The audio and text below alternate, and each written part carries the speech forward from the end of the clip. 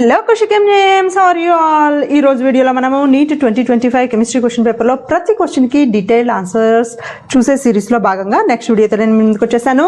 ఈ సిరీస్లో ఈ వీడియోలో మనం నెక్స్ట్ చూడబోతున్న క్వశ్చన్ ఏంటి అంటే నేమ్డ్ రియాక్షన్కి, ఆర్గానిక్ కెమిస్ట్రీలో నేమ్డ్ రియాక్షన్కి సంబంధించిన క్వశ్చన్ అనమాట. ఆర్గానికే కాదు, ఇన్ఆర్గానిక్లో కూడా. అయితే ఈ నేమ్డ్ రియాక్షన్స్కి సంబంధించి మ్యాచ్ ద ఫాలోయింగ్ అయితే మనం చూడబోతున్నాము. ఏమేమి అడుగుతున్నాడు అంటే నేమ్ ఆఫ్ ది రియాక్షన్ ఇస్తున్నాడు, అలాగే దానికి సంబంధించిన కెటలిస్ట్ ఇస్తున్నాడు. ఆ రెండింటిని మనం మ్యాచ్ చేయాల్సి ఉంటుంది ఈ క్వశ్చన్లో. అయితే ఈ క్వశ్చన్కి డీటెయిల్డ్ ఆన్సర్ చూసేదానికంటే ముందు ప్రీవియస్ వీడియోలో నేను మిమ్మల్ని అడిగిన క్వశ్చన్కి ఒకసారి అయితే డీటెయిల్డ్ ఆన్సర్ చూసి దాని తర్వాత ఈ క్వశ్చన్కి అయితే ఆన్సర్ చూద్దాము. ప్రీవియస్ వీడియోలో నేను మిమ్మల్ని అడిగిన క్వశ్చన్ అయితే ఇదనమాట. What is the most poisonous element in the periodic table? Periodic టేబుల్లో ఉన్న అన్ని ఎలిమెంట్స్లోకి పాయిజనస్ ఎలిమెంట్ ఏది అయితే నేను మిమ్మల్ని అడిగాను. దానికి సంబంధించిన 4 ఆప్షన్స్ కూడా నేను మీకు ఇచ్చాను. ఆ 4 ఆప్షన్స్ ఒకసారి చూద్దాము, దాని తర్వాత రైట్ ఆన్సర్ అయితే చూద్దాము. నేను మీకు ఇచ్చిన 4 ఆప్షన్స్ అయితే plutonium, platinum, rhodium and lead. So right answer అంటే ఉన్న అన్ని ఎలిమెంట్స్లోకి పాయిజనస్ ఎలిమెంట్ ఏది అంటే ప్లూటోనియం అనమాట. ఎవరైతే రైట్ ఆన్సర్ కరెక్ట్గా గెస్ చేశారో వాళ్ళందరికీ కంగ్రాచులేషన్స్.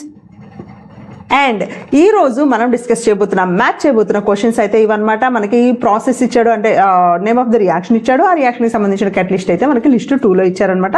ఎలా మ్యాచ్ చేద్దాం అనేది చూద్దాం ఒకసారి. Haber process, walker process, Wilkinson catalyst, అలాగే జిగ్లర్ కెటలిస్ట్. ఈ 4 నేమ్డ్ రియాక్షన్స్ ఇచ్చారు. అలాగే మనకి కెటలిస్ట్లు వచ్చేసి లిస్ట్ 2లో ఇచ్చింది ఐరన్, లెడ్ క్లోరైడ్, అలాగే మనకి రోడియంకి సంబంధించిన ఒక కాంప్లెక్స్ ఇచ్చారు. అలాగే టైటానియం క్లోరైడ్ అయితే ఇచ్చారు. In the presence of aluminium trimethyl aluminium అయితే ఇచ్చారనమాట. సో వీటితో పాటు ఇవి మనకి ఆప్షన్స్ ఇచ్చారు. ఈ ఆప్షన్స్తో లైక్ మ్యాచింగ్కి సంబంధించిన ఆప్షన్స్ వచ్చేసి A1 B4 C3 D2 అనేది ఒక option, A1 B2 C4 D3 ఒక ఆప్షన్, అలాగే A2 B3 C1 D4 ఒక ఆప్షన్, ఫోర్త్ వన్ వచ్చేసి A1 B2 C3 D4 అనేది అయితే ఆప్షన్ అనమాట. సో ముందు మనము ఈ ఒక్కొక్క ప్రాసెస్ ఏంటి, దానికి సంబంధించిన కెటలిస్ట్ ఏంటి అనేది అయితే ఒకసారి చూద్దాము డీటెయిల్డ్గా. So first Haber process. ఈ హ్యాబర్ ప్రాసెస్ అనేది మనకి తెలుసు, మనము 11th క్లాస్ అండ్ 12th క్లాసెస్లో ఈ హ్యాబర్ ప్రాసెస్ని నెంబర్ ఆఫ్ టైమ్స్ నేర్చుకుంటాము. ఈ హ్యాబర్ ప్రాసెస్ అనేది మనకి తెలుసు NH3 ప్రిపరేషన్ టెక్నిక్ అనమాట. ఇండస్ట్రియల్ అంటే లార్జ్ క్వాంటిటీస్లో అమోనియాని ప్రిపేర్ చేసే మెథడ్స్లో ఇది బెస్ట్ మెథడ్ అనమాట, హ్యాబర్ ప్రాసెస్ అంటాము. ఈ హ్యాబర్ ప్రాసెస్లో మనము నైట్రోజన్ అండ్ హైడ్రోజన్ని మిక్స్ చేసి hire temperature and higher pressure దగ్గర మనం NH3 ప్రిపేర్ చేస్తాము. దీనిలో మనం యూజ్ చేసే కెటలిస్ట్ వచ్చేసి ఐరన్ అనమాట. ఐరన్ని మనం ఇక్కడ కెటలిస్ట్గా యూజ్ చేస్తాము. అలాగే నెక్స్ట్ ప్రాసెస్ వచ్చేసి వాకర్ ప్రాసెస్. ఈ వాకర్ ప్రాసెస్ అనేది ఏంటి అంటే మనకి ఆల్కీన్స్ని, ఏవైతే ఆల్కీన్స్ ఉన్నాయో ఈ ఆల్కీన్స్ ఆక్సిడేషన్ చేయడం కోసం మనం ఇది యూజ్ చేస్తాము. ఇది ఆక్సిడేషన్ చేసినప్పుడు మనకేమవుతాయంటే జనరల్గా కీటోన్స్ వస్తూ ఉంటాయి అనమాట వాకర్ ప్రాసెస్లో.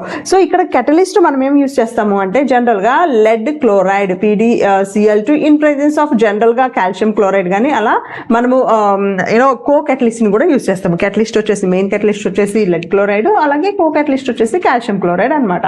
అలాగే థర్డ్ ప్రాసెస్ విల్కిన్సన్ కెటలిస్ట్ అన్నారు కదా. ఈ విల్కిన్సన్ కెటలిస్ట్ అనేది కూడా మనకి జనరల్గా ఆల్కీన్స్ని రిడక్షన్ చేయడానికి, అంటే హైడ్రోజనేషన్ ఆఫ్ ఆల్కీన్స్ కోసం మనం ఇదైతే యూజ్ చేస్తామన్నమాట.